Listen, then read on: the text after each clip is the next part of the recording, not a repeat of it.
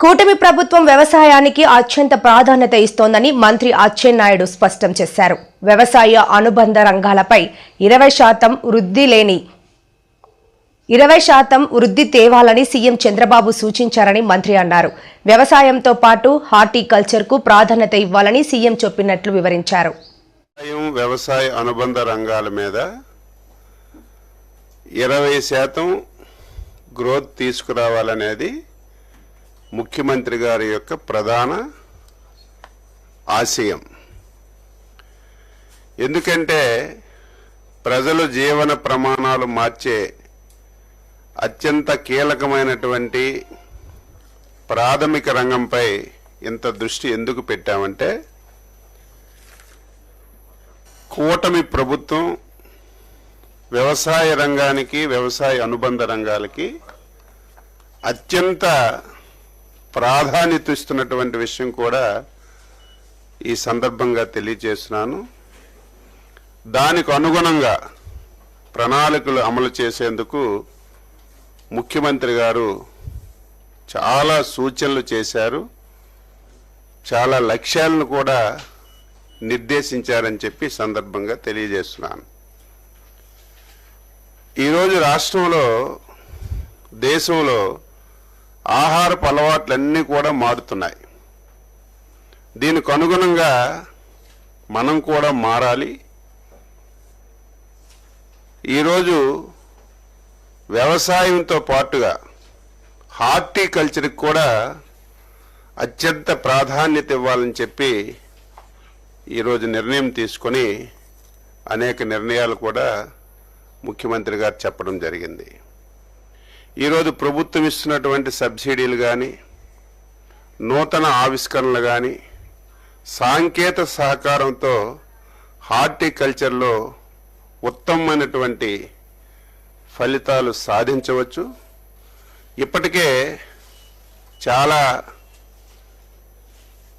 Horticulture పంటలపైన నిరూపితం కూడా అయిందని చెప్పి తెలియజేస్తున్నాను. ఒక ఉదాహరణ, 18 లక్షల హెక్టార్లో హార్టికల్చర్ పంటలు ఉన్నాయి. దీని ద్వారా రాష్ట్రానికి 1,52,00,000 కోట్ల రూపాయలు జీవీఏ ఆదాయం వస్తుంది. మరొకసారి చెప్తున్నాను, 18 లక్షల హెక్టార్లలోనే హార్టికల్చర్ చేస్తున్నాం. 1.52 లక్షల కోట్లు జీవీఏ ఈ రంగం పైన వస్తుంది. అదే మీరు చూసుకుంటే 52 లక్షల ఎకరాల్లో ఈరోజు మనం ఖరీఫ్ కానీ రబీ కానీ వ్యవసాయం చేస్తున్నాం. దీని మీద కేవలం 57 కోట్లే జీవీ వస్తున్న విషయం కూడా, ఈ 57,000 కోట్లు జీవీ వస్తుంది. దీని మీద కూడా డిస్కస్ చేశాం. ఇప్పటికే ముఖ్యమంత్రి గారు జగన్మోహన్ రెడ్డి తన డిక్షనరీ నుంచి విలువలు, విశ్వసనీయత అనే పదాలను ఎప్పుడో తీసేశారని వైఎస్ షర్మిల విమర్శించారు. షర్మిల మాటల్ని అబద్ధాలని మీడియా ముందు చెప్పమని విజయసాయిరెడ్డిపై జగన్ ఒత్తిడి తెచ్చారని మండిపడ్డారు. చాలా విషయాలు మాట్లాడుకున్నాం. ఆయన జగన్మోహన్ రెడ్డి గారి దగ్గర పడిన ఇబ్బందుల గురించి చెప్పారు. రాబోయే రోజుల్లో మీడియాను పెట్టుకోబోతున్నారని చెప్పారు. జగన్మోహన్ రెడ్డి గారికి విజయసాయి రెడ్డి గారికి మధ్య జరిగిన సంభాషణ గురించి విజయసాయి రెడ్డి గారు నాకు చెప్పడం జరిగింది. షర్మిలమ్మ అబద్ధాలు చెప్తుంది అని చెప్పమని అడిగినట్లు విజయసాయి రెడ్డి గారు చెప్పారు. జగన్మోహన్ రెడ్డి గారు ఏం మాట్లాడాలో, ఏ పాయింట్లు మాట్లాడాలో నేనే డిక్టేట్ చేస్తాను, నువ్వు నోట్ చేసుకో అని సాయిరెడ్డి గారితో చెప్పారట. తర్వాత సాయిరెడ్డి గారు ఆ ప్రెస్ మీట్ సాయిరెడ్డి గారు వివరంగా చెప్పేసరికి నా వివిడ్ ఇమాజినేషన్ తో నేను ఊహించుకునేసరికి నాకే చాలా బాధేసింది. జగన్మోహన్ రెడ్డి గారు ఎంతలా దిగజారిపోయారు. ఒక పక్కేమో జగన్మోహన్ రెడ్డి గారు క్యారెక్టర్ గురించి ఇంత డైలాగులు చెప్తున్నారు. అసలు జగన్మోహన్ రెడ్డి గారు క్యారెక్టర్ అంటే ఏమిటో అన్న పదానికి అర్థం కూడా మర్చిపోయారు కాబోలు అని నేను అనుకుంటున్నాను. ఒక పక్క సాయిరెడ్డి గారు రాజశేఖర రెడ్డి గారి కోరిక భిన్నంగా నన్ను అబద్ధం చెప్పమంటున్నారు, నాకు వీలు కాదు, నన్ను వదిలేయండి అని బ్రతిమాలుకుంటున్నా మీరు ఒప్పుకోకుండా అబద్ధం చెప్పమని ఒత్తిడి చేశారు. ఇది జగన్మోహన్ రెడ్డి గారి గొప్ప క్యారెక్టర్. ఏ అబద్ధాన్ని ఎంత అందంగా చెప్పాలి అని ముఖ్యమంత్రి హోదాలో ఉన్న వ్యక్తి డిక్టేషన్ ఇచ్చారట. ఇది జగన్మోహన్ రెడ్డి గారి మహోన్నతమైన క్యారెక్టర్. రాజశేఖర రెడ్డి గారి ఇద్దరు బిడ్డలకు అన్ని ఆస్తులలో సమాన వాటా ఉండాలి అన్నది రాజశేఖర రెడ్డి గారి కోరిక అని జగన్మోహన్ రెడ్డి గారికి ఆయన భార్య గారికి తెలిసిన విషయమే. అయినా కూడా సొంత తల్లి అయిన విజయమ్మ గారి మీద కేసు పెట్టారు. సొంత చెల్లి బిడ్డలు తన సొంత మేనల్లుడు మేనకోడలు ఆస్తి కాజేయాలని కుట్రలు పన్ని ఇంత దిగజారిపోయారో జగన్మోహన్ రెడ్డి గారే ఆత్మ పరిశీలన చేసుకోవాలి. జగన్మోహన్ రెడ్డి గారు భార్యాభర్తలు ఇద్దరు బైబిల్ ముందరేసుకొని క్యారెక్టర్ ఏమిటో ఎంత దిగజారిపోయారో ఆలోచన చేసుకోవాలి. How will you face God, how will you face dad and how will you face my children. నేను కార్యకర్తలను పట్టించుకోలేదు, తప్పైపోయింది అని ఇప్పుడు బీదేర్పులు ఏరుస్తున్నారు. ఇప్పుడు జగన్మోహన్ రెడ్డి గారు నాయకులు నన్ను వదిలిపెట్టి వెళ్ళకండి, కార్యకర్తలు నన్ను వదిలిపెట్టి వెళ్ళకండి అని అడుక్కుంటున్నారు. అంటే జగన్మోహన్ రెడ్డి గారికి క్రెడిబిలిటీ లేదన్న విషయం కూడా అర్థమైనట్టు. ఈరోజు జగన్మోహన్ రెడ్డి గారి క్రెడిబిలిటీ సున్నా. విశాఖ స్టీల్ కార్మికులకు వెంటనే బకాయి జీతాలు చెల్లించాలి. ప్యాకేజీ నిధులు ప్లాంట్ నిర్వహణకు ఖర్చు చేయాలి. విశాఖ స్టీల్ కార్మికులకు వెంటనే బకాయి జీతాలు చెల్లించాలి. ప్యాకేజీ నిధులు ప్లాంట్ నిర్వహణకు ఖర్చు చేయాలి. విశాఖ స్టీల్ ప్లాంట్లో గత 5 నెలల నుంచి 3 నెలల జీతాలు పైగా చెల్లించకుండా కార్మికులతో పని చేయించడం దుర్మార్గం. గత సంవత్సరం బోనస్, ఇంటి అద్దె, లీవ్ జీతాలు చెల్లించలేదు. 2024 ఏప్రిల్ 1 నుంచి కరెంటు బిల్లు 16 రెట్లు ఒకేసారి యాజమాన్యం పెంచింది. ఆసుపత్రిలో డాక్టర్లు, మందులు లేవు. ఇతర ఏ స్టీల్ ప్లాంట్లో లేకపోయినా బయోమెట్రిక్ పేరుతో ఎటువంటి అనుమతులు అతి ముఖ్య అవసరాలకు కూడా ఇవ్వడం లేదు. పై హక్కులన్నీ ఇతర స్టీల్ ప్లాంట్లో ఉన్నాయి. కావాలని విశాఖ స్టీల్ ప్లాంట్లో కార్మికులు ప్రైవేటీకరణకు వ్యతిరేకంగా పోరాడుతున్నారన్న కక్షతో కేంద్రంలోని బీజేపీ ప్రభుత్వం వ్యవహరిస్తున్నది. ప్రతి నిర్ణయం కేంద్ర ప్రభుత్వం ఆధ్వర్యంలో స్టీల్ శాఖ నుంచి అమలు చేయిస్తున్నారు. కార్మికులు అశేషమైన త్యాగాలు చేస్తున్నారు. జీతాలు చెల్లించకపోయినా యూనిఫామ్తో సహా కనీసమైన సౌకర్యాలు పని ప్రదేశంలో లేవు. అయినా దేశంలోనే ఇతర స్టీల్ ప్లాంట్లన్నింటికంటే అధికంగా 110% ఉత్పత్తి సాధిస్తున్నాం. అనేక విభాగాల్లో 5,000 మంది కార్మికులు రిటైర్ అయినా వీరి స్థానంలో కొత్తగా భర్తీ చేయకపోవడంతో ఉన్న కార్మికులు ఎంతో ఒత్తిడితో పనిచేస్తున్నారు.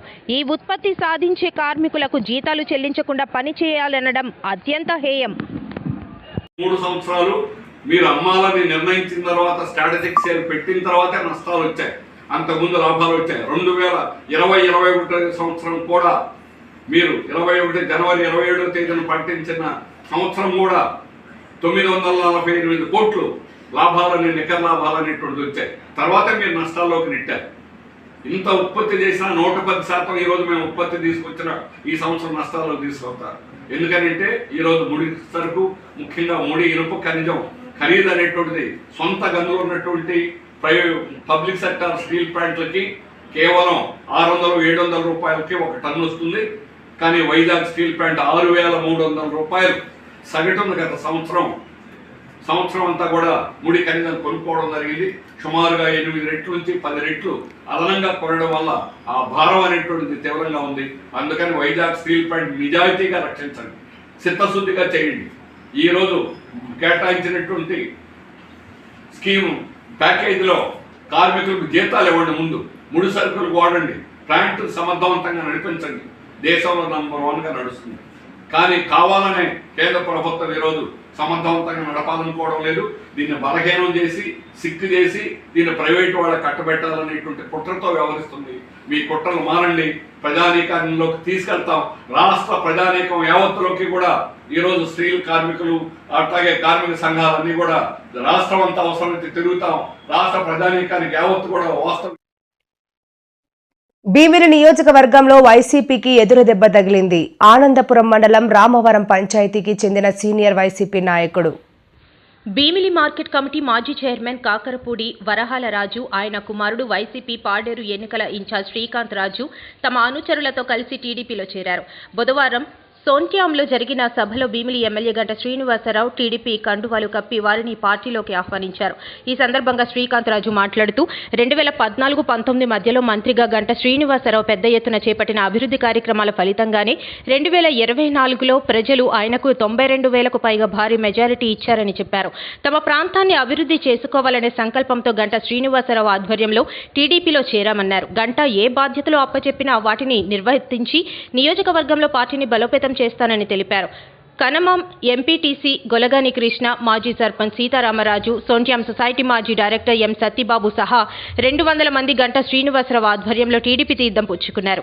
కార్యక్రమంలో కార్పొరేటర్లు గాడు చిన్ని కుమారి లక్ష్మి, లొడగల అప్పారావు, తర్లువాడ సర్పంచ్ బీఆర్బీ నాయుడు, గట్టమనేని సుభాష్ చంద్రబోస్, టీడీపీ నాయకులు డిఏఎన్ రాజు, తాట్రాజు అప్పారావు, కె దామోదర్రావు, కాళ్ల నగేష్ కుమార్, అప్పలరాము తదితరులు పాల్గొన్నారు. ఈరోజు మళ్ళీ ఆయన అఖండ మెజారిటీతో 2024 ఎలక్షన్లో కనీ విని ఎరుగని రీతిలో 95,000 మెజారిటీతో ఈ ప్రజలు అది ఎవరి వల్ల కాదు, అది మీరు చేసిన ఒక్క అభివృద్ధి వల్లనే మీకు ఇది సాధ్యపడింది సార్.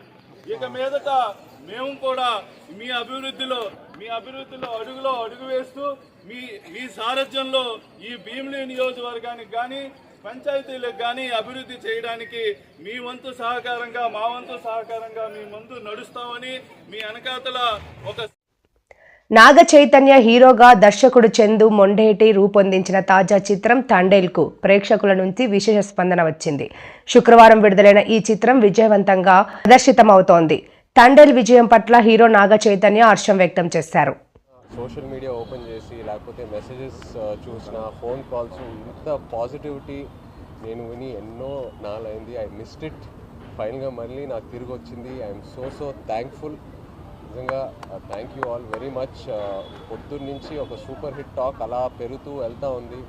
నా కాన్ఫిడెన్స్ ఏంటంటే ఇంకా ఫ్యామిలీస్ రావాలి థియేటర్స్కి, ఎందుకంటే ఈ సినిమాలో ఎన్నో ఎమోషన్స్ ఉన్నాయి. ఆ లవ్ స్టోరీ వెనకాల ఫ్యామిలీ ఆడియన్సెస్కి, లేడీస్కి. సో వాళ్ళు వచ్చాక ఇంకా ఈ సినిమాకి ఎంతో మంచి పేరు వస్తుందని బాగా నమ్ముతున్నాను. అలాగే దేవికి ఫస్ట్ థ్యాంక్ యూ చెప్పాలి, ఎందుకంటే ఇన్నాళ్ళు నేను దేవిని కలవలా, బిజీగా ఉన్నాడు మన సినిమా పనితో. అండ్ నేను రికార్డింగ్ చూశాక అసలు నా పర్ఫార్మెన్స్కి కాంప్లిమెంట్ వస్తుందంటే నేను సగం కాంప్లిమెంట్ దేవికే ఇవ్వాలి. ఆ పుజ్జి తల్లి పాట ఇంకో వర్జన్ తను ఇవ్వటం వల్ల ఆ క్లైమాక్స్ ఎక్కడికో వెళ్ళింది.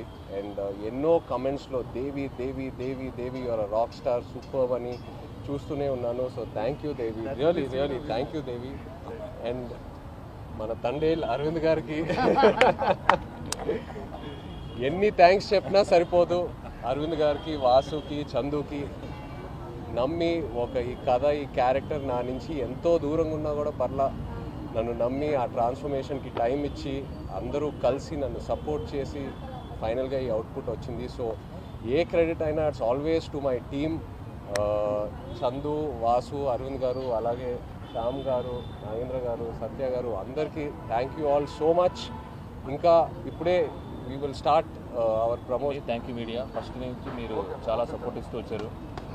ఈ మూవీని నేను థియేటర్లో చూస్తున్నప్పుడు, సింగిల్ స్క్రీన్లో చూస్తున్నప్పుడు నేను, వాసు గారు, టీమ్, మీ అందరం ఒక్కొక్క సీన్ని డిజైన్ చేసుకున్నప్పుడు ఈ థియేటర్లో ఈ టెంపర్మెంట్ ఎలా ఉంటుంది అని నా టెక్నీషియన్స్తో నేను ఏదైతే డిస్కస్ చేసుకున్నప్పుడు ఆ థియేటర్లో రియాక్షన్స్ ఎలా ఉంటాయి అనుకున్నానో యాజ్ ఇట్ ఈస్ ప్రతి దానికి, ప్రతి చిన్నదానికి రియాక్షన్స్ అలాగే వచ్చాయండి.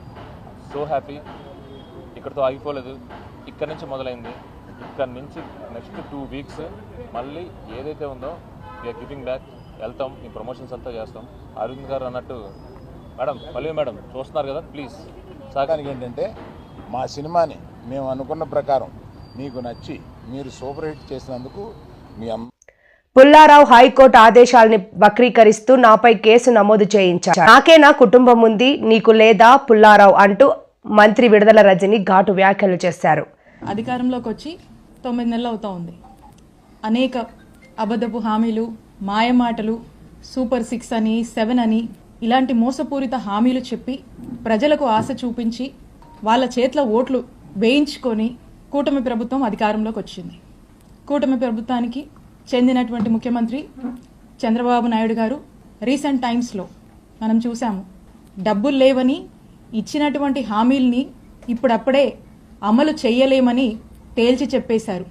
ఇదేంటా అని వైఎస్ఆర్ కాంగ్రెస్ పార్టీకి సంబంధించినటువంటి నాయకులు కానీ, సామాన్య సోషల్ మీడియా కార్యకర్తలు కానీ, సోషల్ మీడియా యాక్టివిస్ట్ కానీ ఏదన్నా ప్లాట్ఫామ్స్లో సోషల్ మీడియాలో దీన్ని గనక ప్రశ్నిస్తే, క్వశ్చన్ చేస్తే అక్రమ కేసులు, అక్రమ అరెస్టులు, జైళ్ళకి ఏడుస్తారు. ఇదంతా కూడా ఒక రెడ్ బుక్ రాజ్యాంగం రాష్ట్రంలో నడుస్తుంది. మరి ఈ రోజున ఇది ఎలా అయిపోయిందంటే మన రాష్ట్రంలో ఇదొక పాలసీ మాదిరిగా, ఇదొక గవర్నమెంట్ పాలసీ, ఈ గవర్నమెంట్ పాలసీ రాష్ట్రం మొత్తం ఇంప్లిమెంట్ చేయాలి కావచ్చేమోనని ఇక ఇది ముందుకు కొనసాగుతూ ఉంది. ఇదిట్లా ఉంటే మన చిలకలూరుపేట నియోజకవర్గంలో ఈరోజు నియోజకవర్గ పరిస్థితి ఏంటంటే ఒక ఆటవిక అరాచక పాలన చిలకలూరుపేట నియోజకవర్గంలో కొనసాగుతుంది. ఇక్కడున్నటువంటి ఎమ్మెల్యే పుల్లారావు గారు అవినీతికి ఘనపాటి పత్తిపాటి అని చెప్పొచ్చు. ఇక్కడ ఒక చక్కటి నెరేటివ్ని, కట్టుకథ చక్కగా అల్లి ఒక వ్యక్తిని ఈ పుల్లారావు గారు స్టేషన్కి పంపిస్తాడు. పంపించి ఒక కంప్లైంట్ ఇప్పిస్తాడు. ఇదంట 5.5 ఏళ్ల కిందట 2019లో అట ఒక టీడీపీ సామాన్య కార్యకర్త సోషల్ మీడియాలో అబ్యూజివ్గా, అసహ్యంగా పోస్టులు పెడితే దానికేదో స్టేషన్లో కంప్లైంట్ వెళ్ళిందట. పోలీసులు డ్యూ ప్రొసీజర్ ఫాలో అయ్యుంటారు. దానికి నాకు సంబంధం ఏంటి? ఇప్పుడు ఈ కట్టు కథను ఎలా వెళ్ళారంటే, ఈ వ్యక్తిని ఎమ్మెల్యే కంప్లైంట్ ఇప్పిస్తాడు. ఇక్కడ పోలీసులు కంప్లైంట్ నమోదు చేస్తే అది ఎమ్మెల్యేనే చేపించాడు, ఈ పుల్లారావు గారేనని అనుకుంటారు జనం అని చెప్పి ఇక్కడ ఇప్పించి ఇక్కడ ఏమీ చేయకుండా మళ్ళా ఇదే కంప్లైంట్ని హైకోర్టులో ఇప్పిస్తారు. హైకోర్టులో ఇప్పించిన తర్వాత హైకోర్టు ఏమంటది? హైకోర్టు ఏమన్నదంటే, ఇది హైకోర్టు ఆర్డర్, నిజాది వినిపిస్తాను. Learned assistant government pleader takes notice on behalf of the respondents and state and seeks time for getting instructions. List in 2nd week of February 2025. ఇది ఆర్డర్. అంటే దీని అర్థం ఏంటంటే, దీని రెస్పాండెంట్స్ ఎవరైతే ఉంటారో అంటే పోలీసులు, హానరబుల్ హైకోర్టు పోలీసులని. అనకాపల్లి జిల్లా మాడుగుల నియోజకవర్గం మాడుగుల మండలం కేజేఆర్ పురం గ్రామంలో శ్రీ శ్రీ సంతోషి మాత ఆలయం నిత్య అన్నదానం పథకం 3 అంతస్తుల భవనాన్ని కాళ్ళ అమ్మ తల్లి నాయుడు మరియు సంతోషి మాత భక్తుల సహకారంతో నిర్మించడం జరిగింది. ఈ అన్నదాన సత్రం భక్తుల చేతుల మీదుగా ప్రారంభించారు. మాజీ డిప్యూటీ సీఎం బోడి ముత్యాల నాయుడు, మాజీ శాసనసభ్యులు కర్ణం ధర్మశ్రీ, టీడీపీ నాయకులు పైలా ప్రసాద్, అనకాపల్లి ఏపీ రమేష్ సోదరుడు కేవి రమణ, డాక్టర్ వేగి సూర్యనారాయణ, ఆర్వీఎన్ఎల్ చీఫ్ ఇంజనీర్ వేగు రామనాయుడు, జెడ్పీటీసీ దొండ రాంబాబు భక్తులు అధిక సంఖ్యలో పాల్గొన్నారు. మధ్యాహ్నం 5,000 మందికి అన్నదానం ఏర్పాటు చేశారు. ఈ సందర్భంగా సంతోషిమాత ఆలయ చైర్మన్ కాళ్ళ అమ్మ తల్లి నాయుడు మాట్లాడుతూ, కేజీపురం గ్రామం నడిబొడ్డున శ్రీ సంతోషిమాత ఆలయం ఉన్నది. నిత్య అన్నదానం జరుగుతున్నది.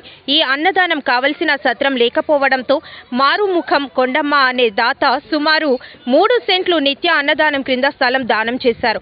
ప్రతిరోజు ఈ అన్నదానంలో సుమారు రోజు 120 మంది భక్తులు పాల్గొని అమ్మవారి ప్రసాదం స్వీకరిస్తారు. భక్తులు ప్రసాదం కొరకు ఇంకా ఎవరు వచ్చినా చేయడానికి సిద్ధంగా ఉన్నారని ఆలయ చైర్మన్ కాళ్ళ అమ్మ తల్లి నాయుడు అన్నారు. శ్రీ మోదుమాంబ ఆటో యూనియన్ ఆధ్వర్యంలో భక్తుల సౌకర్యార్థం ఉచిత ఆటో రవాణా సౌకర్యం కూడా ఏర్పాటు చేశారు. ఉదయాన్నే ప్రారంభించిన అనంతరం విఘ్నేశ్వర మరియు నవగ్రహ హోమం జరిపించారు. జగన్మాత శ్రీ శ్రీ శ్రీ సంతోష్ మాత అన్నదాన సత్తరు ఈరోజు ఈ ప్రారంభోత్సవ సందర్భంగా సంతోష్ మాత ట్రస్టీగా చైర్మన్గా ఉన్నటువంటి అంతల్ నాయుడు సారథ్యంలో ఎంతోమంది దాతృత్వంతో సహకారాన్ని అందించి ఎక్కడ విశాఖ జిల్లాలో అన్న సమారాధన కోసం అన్నదాన సత్తరు అనేది వితౌట్ గవర్నమెంట్ సపోర్ట్ ఎక్కడ కూడా నిర్మాణాలు జరగలేదు. అలాంటిది నా గ్రామంలో ముఖ్యంగా మా కస్బాదానాపురం నడిబొడ్డున మెయిన్ జంక్షన్లో రోడ్డు పక్కన విలువైనటువంటి స్థలాన్ని దాతగా ఇచ్చినటువంటి స్వర్గీయ మారుముఖం పొన్నమ్మ నిజంగా భగవంతుడు ఆవిడ ఆత్మశాంతి చేకూరే విధంగా వాళ్ళ కుటుంబానికి ఆయురారోగ్యాన్ని ప్రసాదించడంతో పాటు ఆవిడ ఇచ్చినటువంటి స్థలం దానికి ముందుండి నడిపించినటువంటి నాయన్ని ప్రశంసించాలి ఈ సందర్భంగా. ఎందుకంటే ఎంతో దాతృత్వం ఉండాలి, ఎంతో కాలాన్ని ఆధ్యాత్మిక భావజాలాన్ని పెంపొందించడం కోసం